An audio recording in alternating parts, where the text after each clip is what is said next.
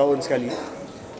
Tetapi saya nak tengok keberkesanan dan kejayaan Pesta Kerjaya pada tahun ini dulu. Job Fair pada tahun ini. Yang penting kita dapat kerjasama daripada syarikat-syarikat swasta, daripada agensi kerajaan.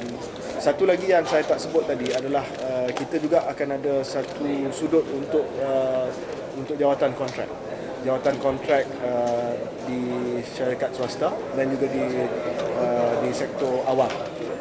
Di mana buat kali pertama Pesta Kerjaya mana-mana ada satu sudut yang boleh menawarkan jawatan-jawatan kontrak. Dan kita akan bincang dengan Jabatan Tenaga Kerja dari segi syarikat-syarikat yang terlibat, sebab kita tak nak syarikat-syarikat yang tidak menawarkan pekerjaan yang boleh kata yang setimpal dengan kelayakan anak-anak muda yang kita sasarkan. We want to make sure yang terlibat dalam Pesta Kerjaya BN, Pemuda BN ini adalah mereka yang berwibawa, yang kredibel, yang serius.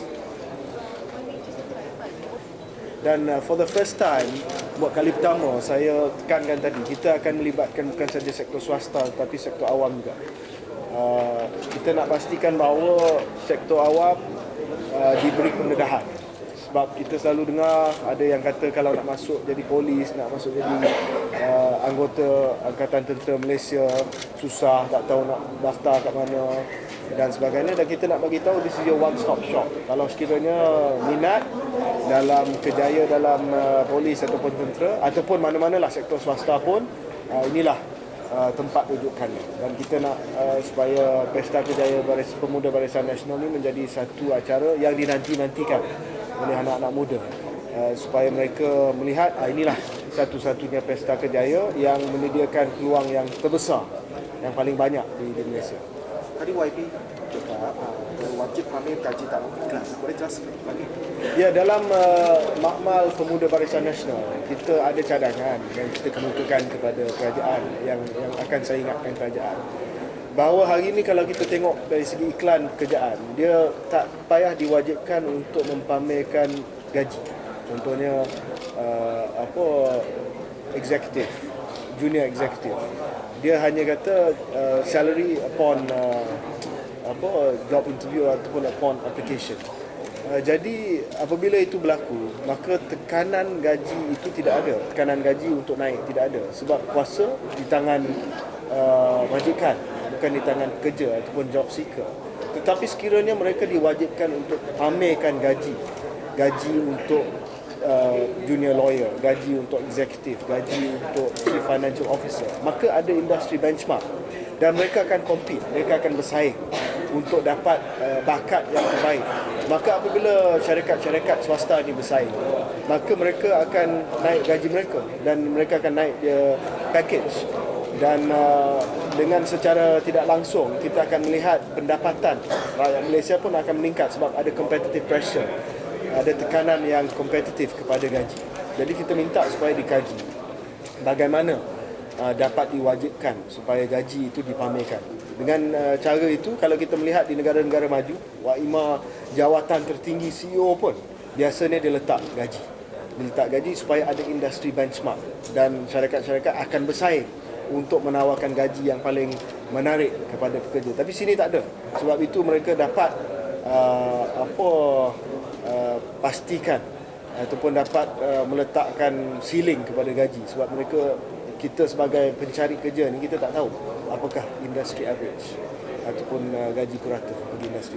Cadangan daripada Makmal Pemuda Barisan Nasional yang juga telah disahkan dan diumumkan oleh Amat Berhormat Perdana Menteri sewaktu ucapan belanjawan di Dewan Rakyat.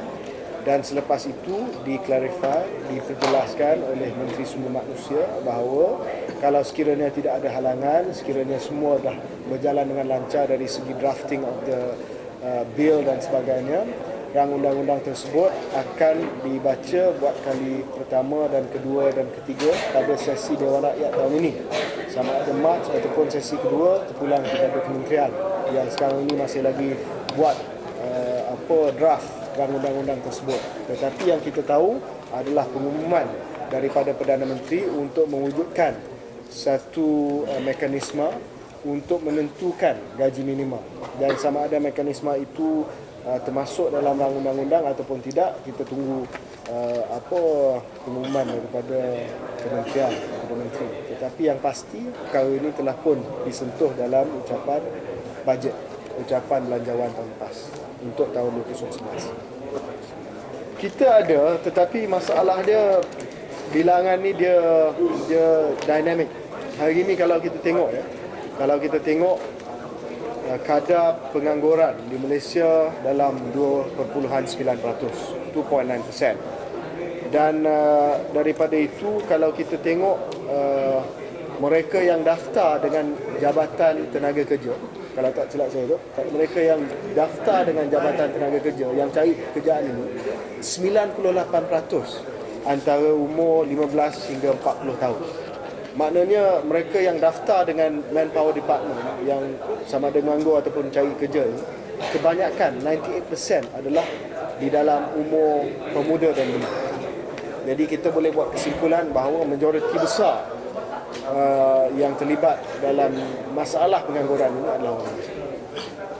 So saya harap bahawa dengan pelancaran BN Youth Job Fair pada hari ini dapat kita meningkatkan lagi kesedaran anak muda tentang peluang pekerjaan yang ada, dan kita bakal menjemput 650 syarikat dan juga agensi kerajaan, dan di BN Youth Job Fair ini kita akan wujudkan 20,000 peluang pekerjaan, dan kita menjangkakan tidak kurang daripada 500,000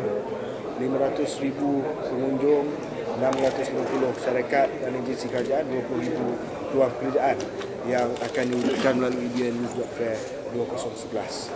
Dan juga saya minta supaya pengunjung, pelawat, job seekers buat pendaftaran awal, pre-registration, sebab kita tak nak mereka datang dengan resume. Kita nak mereka buat pre-registration online.